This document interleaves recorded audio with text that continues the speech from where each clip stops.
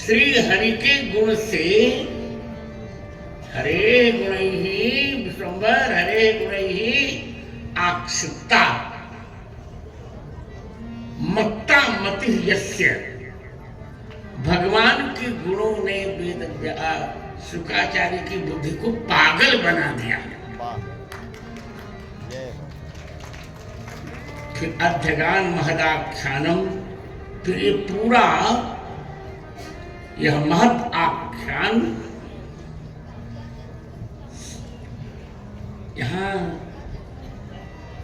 विश्वम्भर समझ जाएंगे, बाद में भी समझेंगे। महदाख्यानम जो है ना, यहाँ कर्मधारय नहीं है। यदि कर्मधारय होता तो महाख्यानम बन जाता। आन महत समानाधिकरण देशीय, पर यहाँ महताम आख्यानम यस्मिन् तत् महदाख्यानम, जिसमें महापुरुषों के आख्यान है, ऐसे भागवत जी को अध्यगान पूरा कंठस्थ किया। क्या पूर्ण कंठस्थ किया। ये लोगों को भ्रम है, वो कथानक में द्वितीय स्कंद से सुनाते हो, वास्तव में उन्होंने जन्माद्य से जतः से ही पूरी कथा सुनाई। 18,000 श्लोक सुनाए। तब कहते परीक्षितोऽथ राजर्षे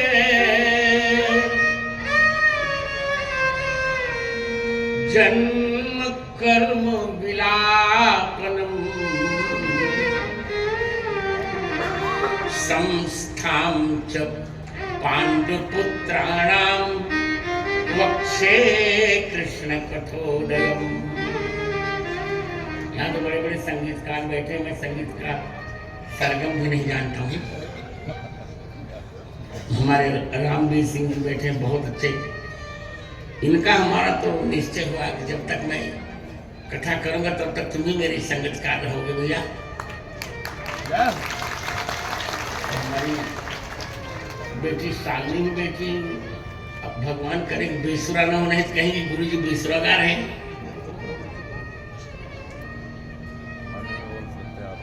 तो कहते हैं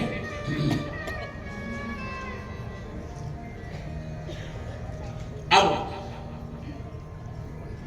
परीक्षित का जन्म, परीक्षित का कर्म, परीक्षित का भगवान में विलीन होना, पांडवों का स्वर्गारोहण, ये सब हम कहेंगे। कथा प्रारंभ की। यदा विधि कौरव सृंजयानां वीरेश्वथो वीरगतिं गतेषु बृकोदराविद्धगदाभिमर्शो भग्नो दण्डे धृतराष्ट्रपुत्रे भर्तप्रियं द्रौणीरिति स्म पश्यत् कृष्णासुतानां स्वपुतं शिरांसि उपाहरत् विप्रियमेव तस्य जुगुप्सितं कर्म विगर्हयन्ति। कथा का प्रारंभ विचित्र है। महाभारत के 18 दिन युद्ध के पूरे हो गए और 18वें दिन भीमसेन की गदा से दुर्योधन के जंघे टूट गए। बृकोदराविद्ध गदाभिमर्श भग्नोरु दण्डे धृतराष्ट्रपुत्रे। बड़ा समास है।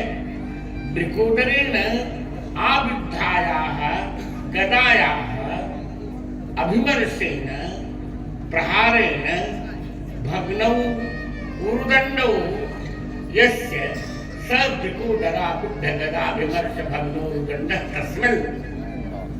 अर्थात दुर्योधन की गदा भीमसेन की गदा के प्रहार से, क्योंकि दुर्योधन ने ये कहा था ना, जब द्रौपदी जी का चीरहरण हो रहा था, कहा था द्रौपदी को निर्वस्त्र करके मेरी जांघ पर बिठा दो। उसी समय भीमसेन ने प्रतिज्ञा की थी, संचूर्णितोरुजुगलस्य सुयोधनस्य स्त्याना पवित्र घन सोनित सोन पाणि वृत्तं शयिष्यति कथांस्तव देवि भीमा। भीमसेन ने कहा था, हे देवी, चलती हुई भुजंगों के भ्रमण से प्रयुक्त कठोर गदा के प्रहार से दुर्योधन का जंघा तोड़कर और दुशासन की बाहु को उखाड़कर उसके गरम गरम रक्त से मैं तुम्हारे केशों को स्नान कराकर उनका श्रृंगार करूंगा। एक मेरा ग्रंथ है, आप ले लेंगे तो अच्छा लगेगा, खरीदिए, श्री कृष्ण की राष्ट्र लीला।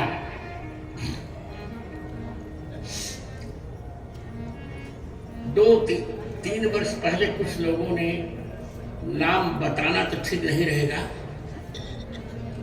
कुछ ऐसे लोग जन्मे हैं यहाँ तो पैसे के मद में कुछ भी कह सकते हैं, उनको कोई रोक नहीं सकता। कुछ लोगों ने भगवान को गालियां दी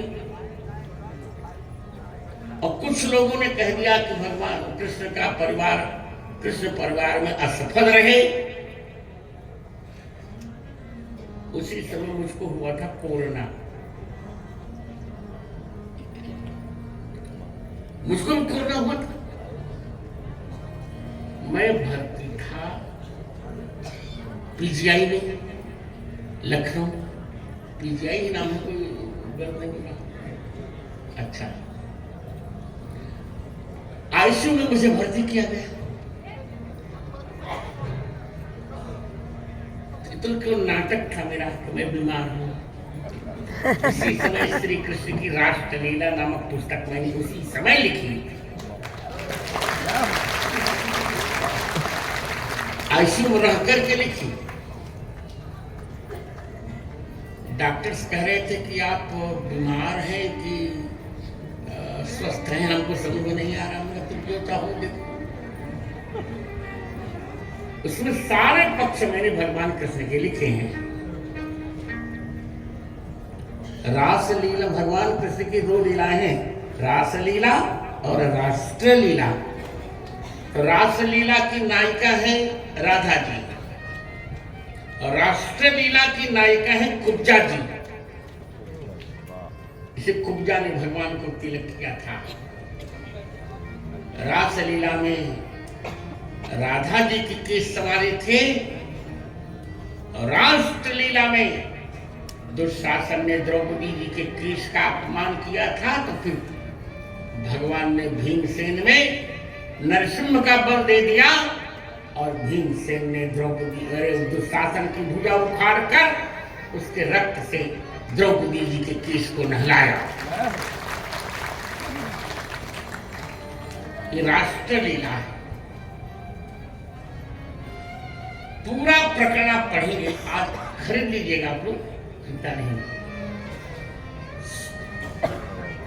पूरा प्रकरण पढ़ेंगे तो लगेगा कि भगवान श्री कृष्ण राष्ट्र के लिए कितने समर्पित हैं।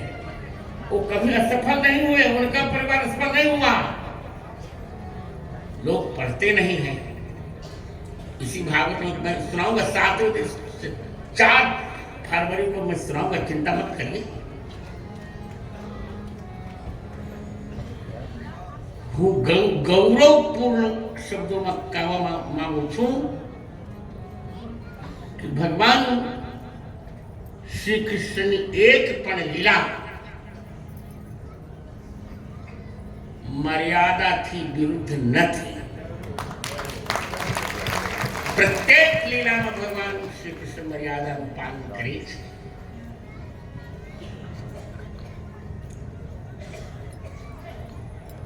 तो देखिए,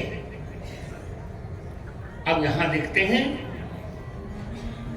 जब दुर्योधन का जंघा भीमसेन ने तोड़ दिया, तब द्रौपदी जी